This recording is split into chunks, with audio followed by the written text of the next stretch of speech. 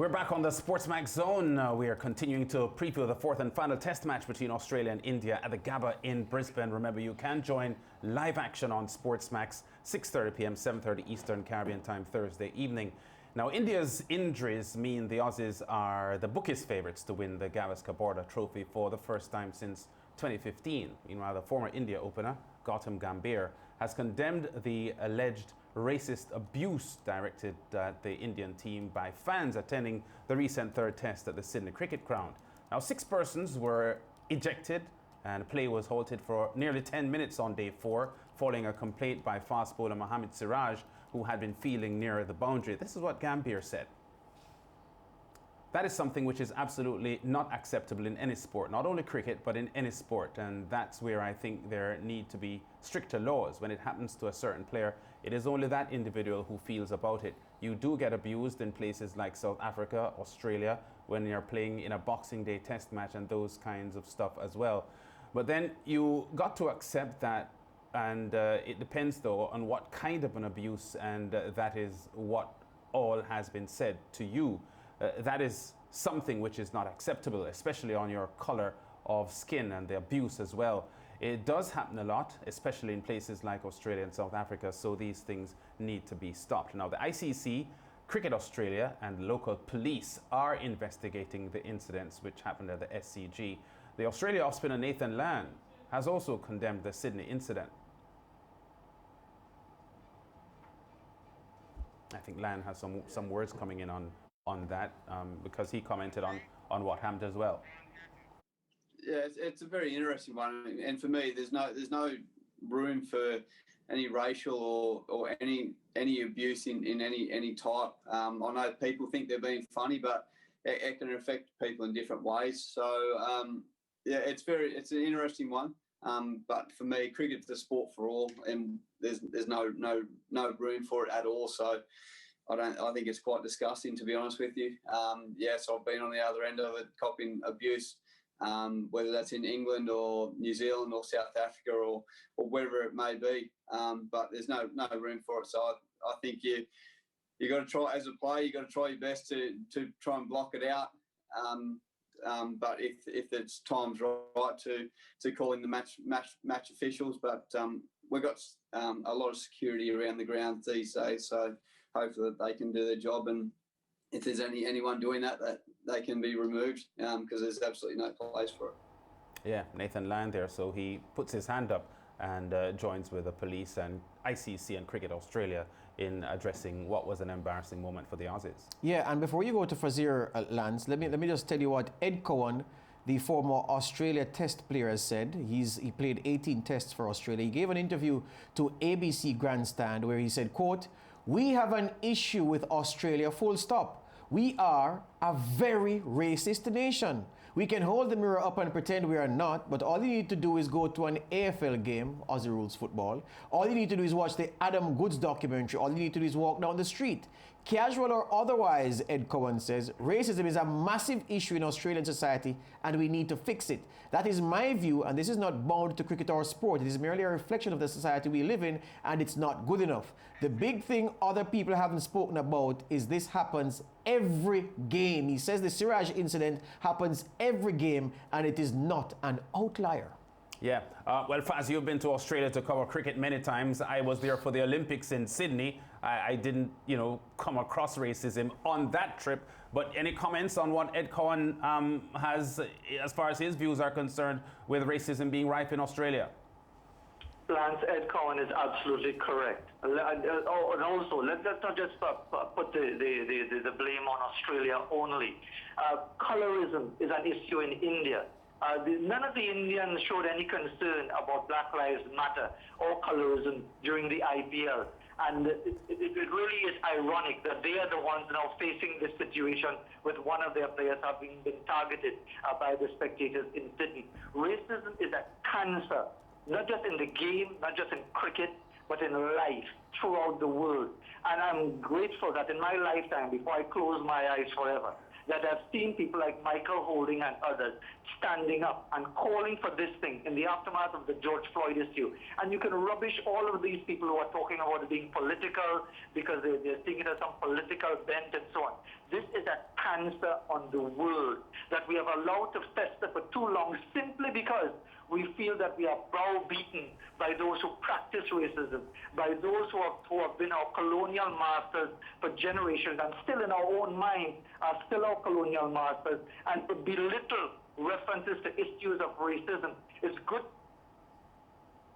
Yeah, I think Faz just had an audio issue there. Let's hope he gets back. We did have a slight audio issue earlier on in the discussion. Interesting that he mentioned there, Faz, about the Indians not standing up with the Black Lives Matter movement and so on, even in the IPL and so on, and pointing a finger at them as well, because it is said that, you know, there are parts in India or in India, lighter-skinned Indians feel as if they're superior to the darker ones. Well, it's not a feel issue, and I knew that that's where Fazir would draw his parallel, but the caste system in India, though on the books outlawed, is still very much in practice. This girl can't marry this man because the man is from a lower caste, or, well, it's usually the other way around. The man can't marry a woman because she's from a lower caste. You can't get this job because you're not from the right caste. It is rife within Indian society, and Fazir Mohammed is ever so right about colorism and how it has come to and always has defined Indian society. The IPL itself as an organization said very early that it was not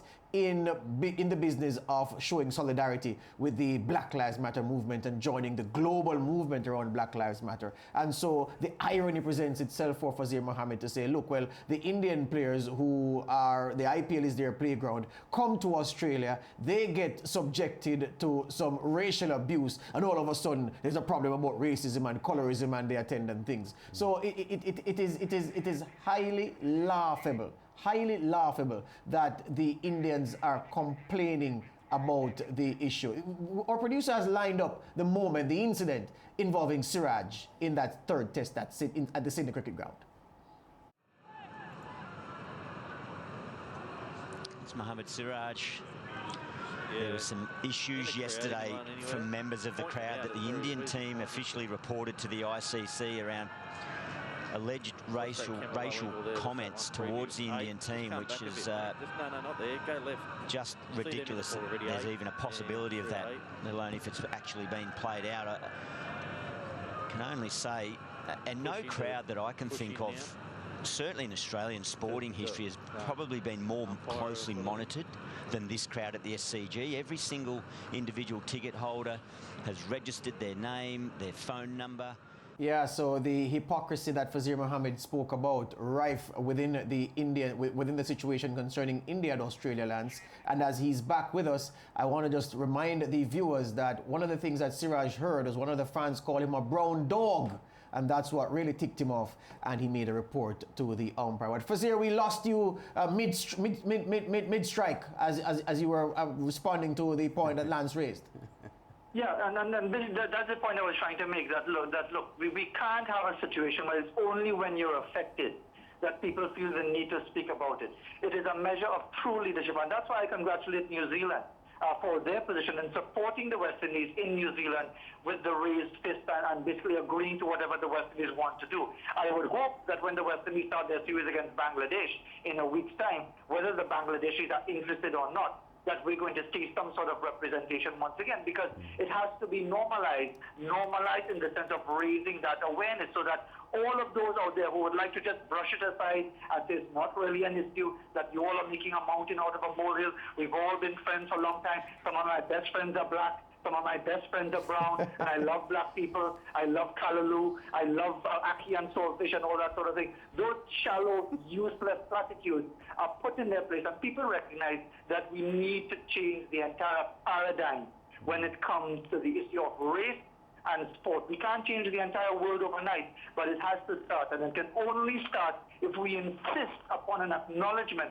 that racism is a global issue and not a black people issue. Yeah, Faz, can we take heart in any way, shape, or form about how, quickly the lawmen addressed the issue at the Sydney test and ejected these men from the ground? I am not sure, thousands of miles away, that if it was a packed SCG, they would have done that. Maybe it is that because the crowds weren't as big, their behavior stood out more than it would in a more frenzied situation. Does that satisfy you any at all that they were ejected? Not at all. It doesn't satisfy me in any way because this has been going on for a long, long time. You talk to West Indies players and they will tell you about what they had to endure. You talk to anyone of color and they will tell you what they had to endure. Of course, the English and the New Zealanders would have gotten a different type of invective from the Australian order, but the race element to it has always been there. And the fact is that, okay, yes, there's a greater sense of awareness. The Australians have the circle that they do to remember their own native people. Just keep in mind, gentlemen, that Australia refused to do any sort of acknowledgement after the West Indies tour of England in England. They, together with England, refused to have any sort of acknowledgement of issues of race. This from a country that has treated its own people, the first peoples of Australia, as if they were not even citizens until a couple of decades ago. So that gives you a real context of the situation, that for the vast majority of those who are not of color, I'm not trying to create any, I'm stating facts here. For the vast majority of those who are not of color, this is not an issue because they are not impacted by it. For the vast majority of those who are not of African descent, this is not an issue because they see it primarily as a black issue until and unless something happens to them, as happened with India in the last Test match. Now, as we go to break with Manchester United now 3 points clear atop the English Premier League. Can Manchester United win the Premier League? Send us a voice note to be played on the show later today. And maybe we'll get a voice note from Fazir Mohammed on that.